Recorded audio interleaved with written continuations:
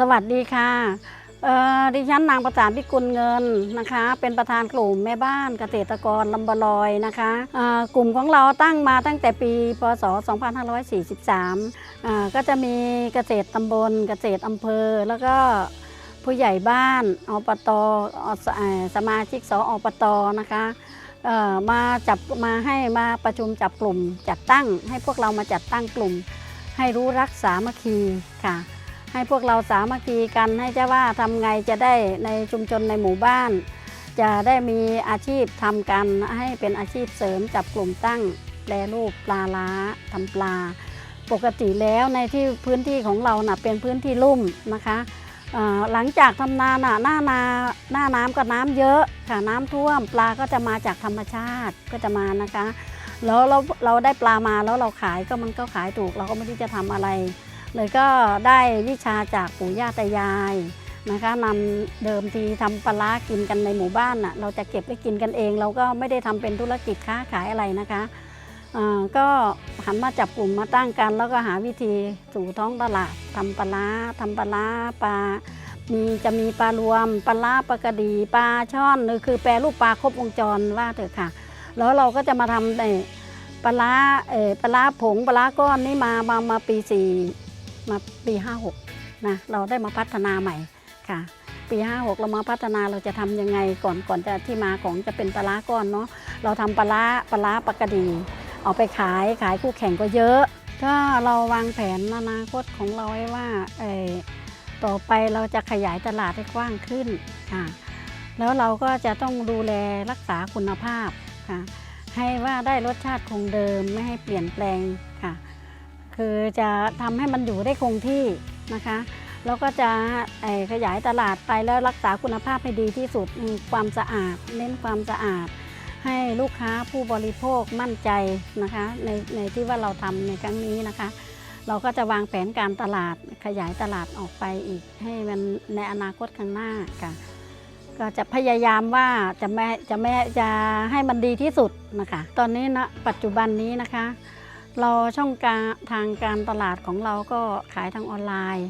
ก็ได้จัดส่งตามลูกค้าที่โทรมาสั่งซื้อทางออนไลน์แล้วก็ขายตามตลาดขายที่ออกตลาดนัดเกษตรกรทุกวันศุกร์สารกลางจังหวัดนครนายกอันนี้ซึ่งทางหน่วยงานเขาจัดให้นะคะให้ไปค้าขายให้ไปขายกันแล้วก็จะออกตำงานโอท็อปแต่ช่วงโควิดนี้เราไม่ได้ออกนะคะเราไม่ได้ออกขายเราก็เลยต้องขายทางออนไลน์อยู่ที่บ้านจัดส่งให้ประมาณนี้แหละค่ะอยู่ที่ลูกค้าสั่งมากน้อยถ้าลูกค้าต้องการถุงหนึ่งเราก็ส่งให้ถึงบ้านจะเอากระปุกหนึ่งเราก็ต้องส่งให้เพราะความต้องการของลูกค้าเราก็เอาใจลูกค้าอยากให้ได้กินกันนะคะเพราะว่ามันออกหาซื้อไม่ได้เพราะทุกคนก็ต้องกักตัวกันอยู่ที่บ้านค่ะไม่มีอะไรจะกินเราก็ยังได้ปลาร้าไปเก็บกักตุนไว้เวลายามที่เราไม่มีอะไรกินเราก็ยังได้มาช่วยเหลือชีวิตบรรเทาชีวิตพวกเราได้ค่ะ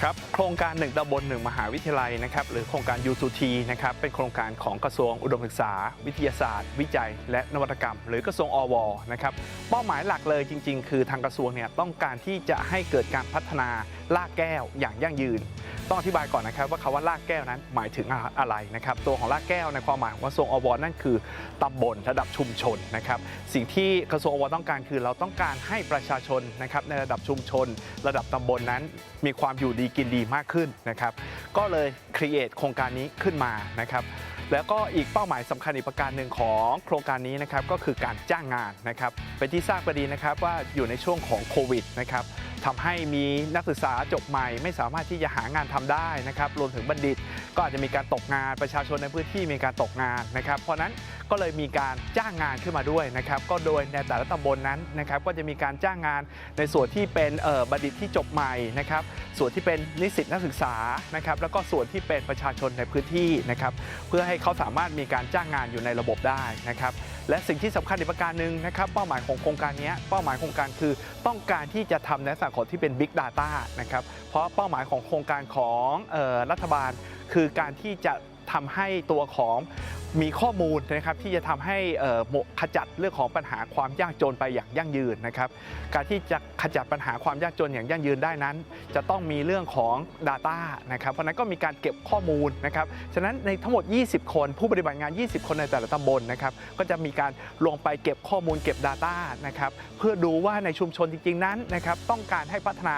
แบบไหนทางด้านใดนะครับแล้วก็จะให้มหาวิทยาลัยนั้นเข้าไปช่วยในการพัฒนานะครับและแน่นอนครับเมื่อลงไปในพื้นที่นะครับมหาวิทยาลัยก็จะได้โจทย์นะครับกลับขึ้นมาด้วยเช่นเดียวกันนะครับเหมือนจะเป็นการ two way นะครับฉะนั้นจะสอดคล้องการพัฒนาการทั้งในส่วนของทางด้านตำบลนะครับแล้วก็ส่วนของมหาวิทยาลัยได้เป็นอย่างดีครับนี่คือเป้าหมายของโครงการ1ตำบล1มหาวิทยาลัยของกระทรวงอวครับ